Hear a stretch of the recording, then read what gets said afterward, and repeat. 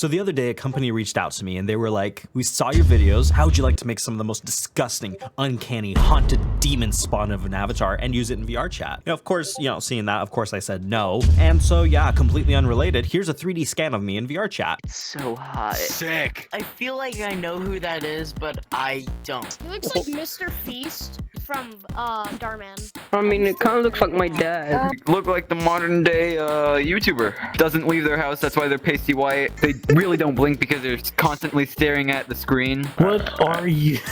It looks like my dad before he went to go get milk. You look like a discount Mr. Beast. This is me in real life. Oh god. I'm so sorry you've been cursed to look like this. You were bullied in school, weren't you? You poor soul. I guess they weren't technically wrong. I am some sort of YouTuber that spends way too much time staring at a screen. And the avatar is really uncanny, but that doesn't mean it isn't cool to have. After I made this avatar, I went to a club in VRChat called Tube VR, and this club has a real-life club in the UK where they show a live video of us in VRChat partying, and in VRChat we can see a live video of them in the club. All that, in and of itself, blurred realities together, and then in that moment, I changed into this avatar. So while looking like my real-life self, I was able to see real people partying in the club, and they could see me in this virtual environment in VRChat as my real self. And at that moment, I realized how much the two realities can blur together, and how this virtual reality really isn't that different from real life.